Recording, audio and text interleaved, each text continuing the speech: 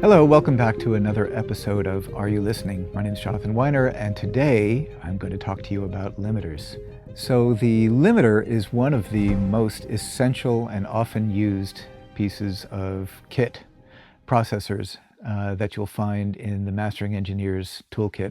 Back in the day, the limiter was created to prevent signals from going into distortion in the context of radio broadcasts. Typically, that was an analog compressor with a very, very high ratio. With a high ratio, it takes so much energy to get through the limiter or the compressor to get just a little bit more gain coming out that it is effectively a ceiling. But in analog, it's not really entirely a brick wall in the way that it is in the world of plugins and digital. So when you're using a limiter as a plugin, I think it's better to think about the limiter as a safety, an absolute way of keeping the maximum level at a point where it will never exceed 0 or whatever you set the threshold in the limiter to, and it will keep you away from getting into distortion.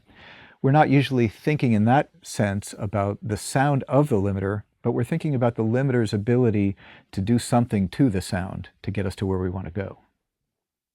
When I'm mastering a record, whether it's a single or a collection of songs, one of the things I'm thinking about is what does the resulting level need to be? We think a lot about level in mastering.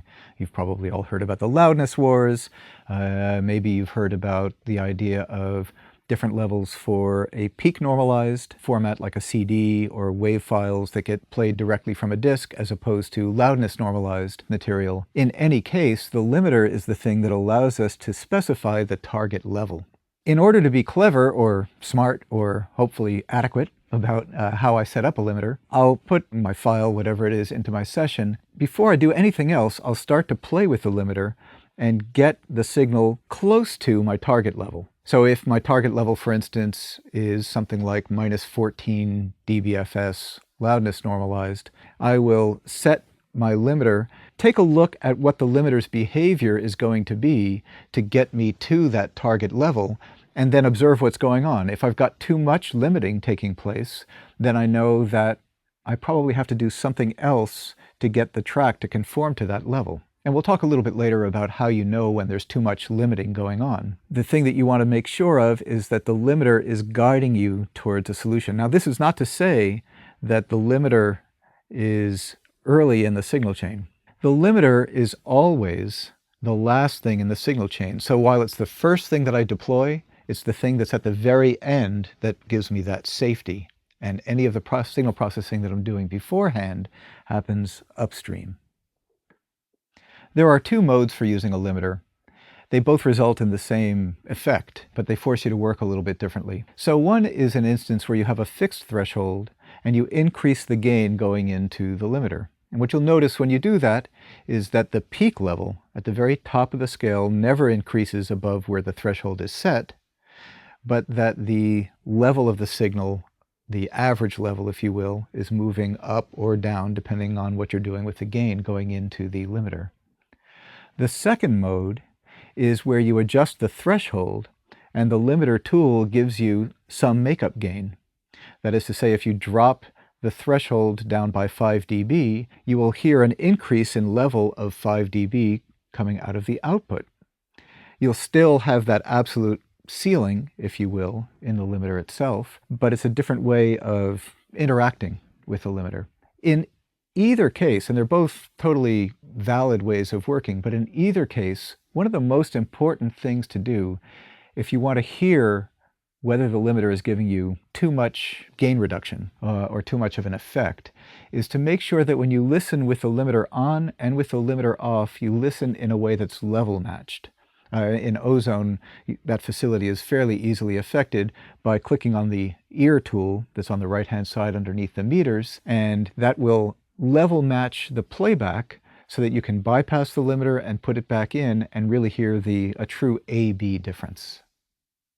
One of the core practices of mastering, and really I would say mixing as well, is something that we call level matched A-B comparing. What this refers to, just like it sounds, is to make sure that when you're listening for differences in your signal processing, you eliminate the variable that is playback level. And this is especially relevant when it comes to limiting. If you've increased the gain by 5 dB, as a result of limiting, and then bypass, and the level drops 5 dB and increases 5 dB each time you navigate, turn the bypass on and off, you'll have a hard time really hearing what the difference is between the unlimited or the original signal and the limited or the processed signal. There are lots of different ways of doing it. You can do it in your DAW by setting up a flat version of a file and a limited version on 2 tracks adjacent to each other, and then you can go back and forth between them. Or if your limiter, and many limiters have this function built into them, but if your limiter like Ozone has something like the level matched A/B comparing tool, and you'll see there's a little ear just underneath and to the right of the meters, you can turn that on, and then anytime you bypass the limiter, it will level match the processed and unprocessed version for you, and you can decide whether you've got too much of an imprint from the limiter, or at least just hear what it is changing. For the purpose of understanding how to effectively use a limiter, it's important that you understand the difference between peak and average level. It's also important in this modern music distribution paradigm that you understand the difference between the momentary or short-term LUFS measurements and something that we call integrated LUFS. I'm not going to go into a long piece right now about these different sorts of level, but suffice it to say that in most cases in music production, what we're interested in is this short-term phenomenon. We're trying to address peak level with a limiter as opposed to addressing the average or the RMS level. Sure, when you put a limiter in place and you move the input to the threshold up and down, you'll see the average level moving up and down, but the limiter isn't really interacting with that part of the signal. The one thing I do want to say about integrated LUFS is this is the measurement that all of the streaming services use to determine whether your song, mix, file, piece of audio needs to be increased in level or decreased in level. And so what it does is measures an entire file and gives it an integrated LUFS level or number connected to it. When you're mixing, you're thinking about the difference between one snare hit and the next, or the difference between a verse and a chorus, or what have you. It's almost impossible to be thinking about your integrated LUFS level, or where your level is going to end up at the end of the day according to a streaming service. This, by the way, is maybe one of the reasons why we differentiate between the mixing mindset or the mixing practice and the mastering practice.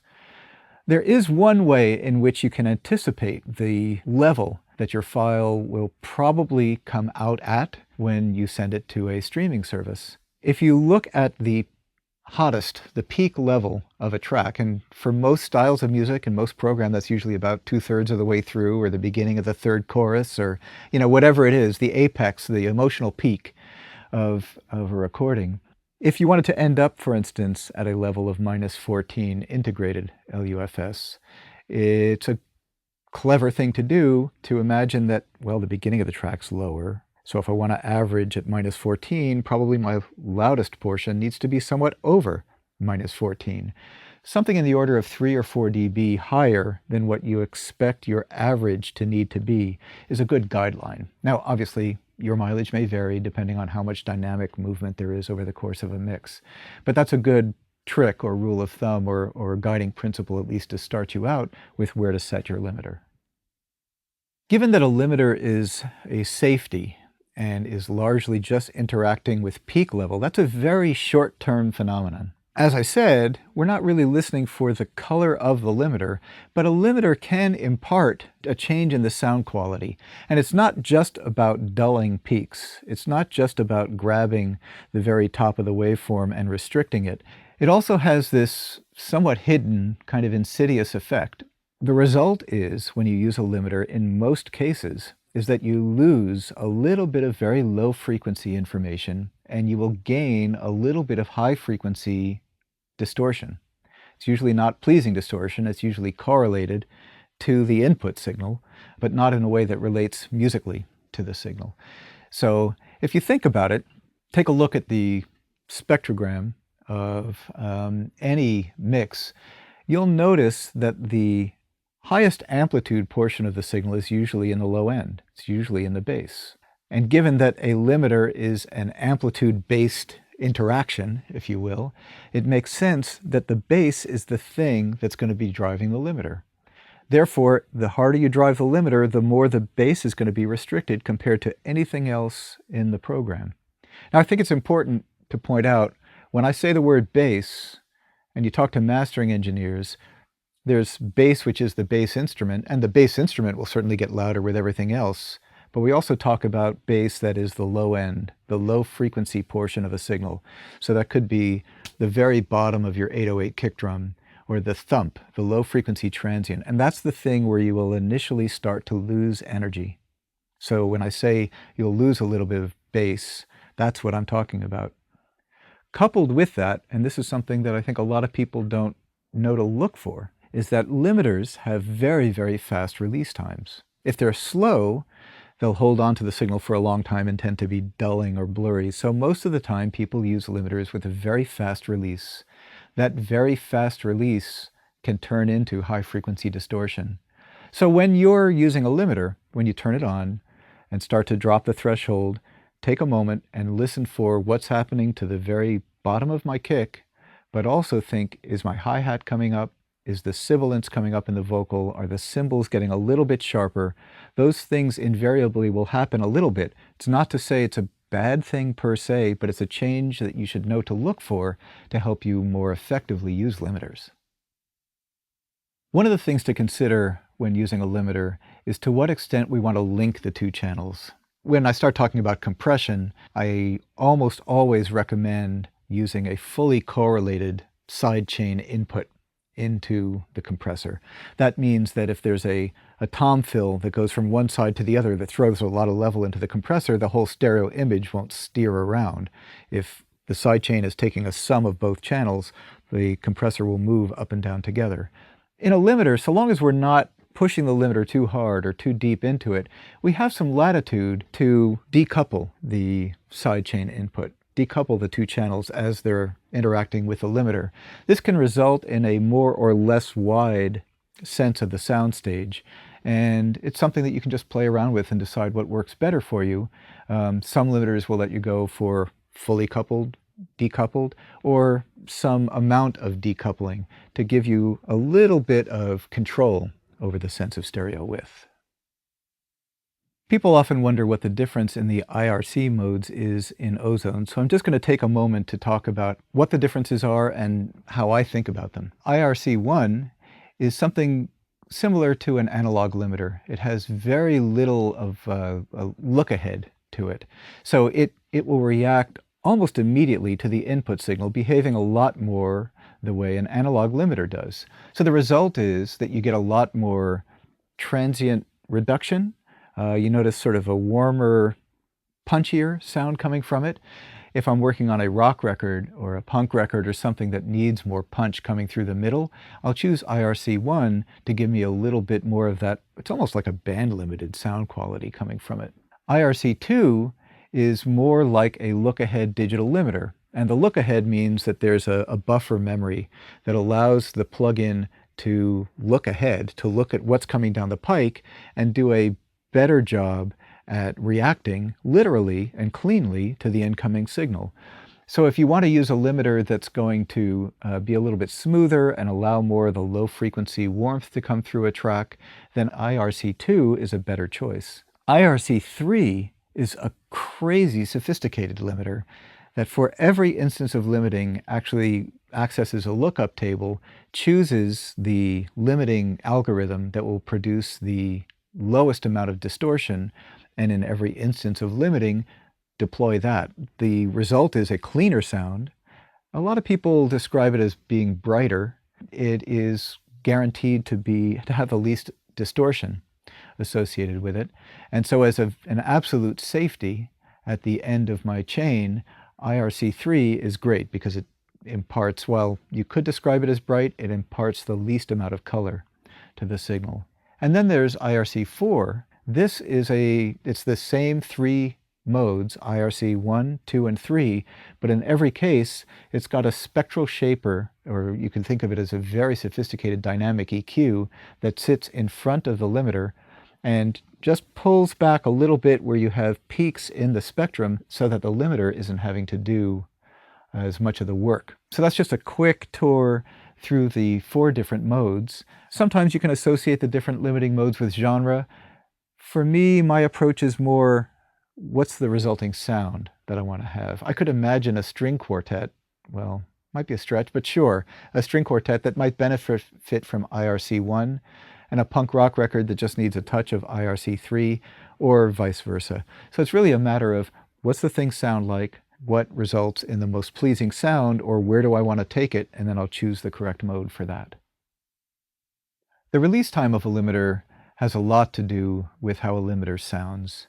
As you lengthen the release time of a limiter, it will do 2 things. It will hold on to the signal longer, obviously, producing a smoother sound overall, so it will tend to defeat the excitement a little bit and give you a little bit more of a smoothness. So you need to decide whether you want to maintain the sharpness of the rhythm in a track or whether you want something that's a little bit mellower. It also, as you increase the release time, will produce a less distorted sound coming from the limiter. So that also reinforces this idea that I'm describing about a longer release means a smoother, maybe darker, and maybe in some cases more pleasing sound in the limiter.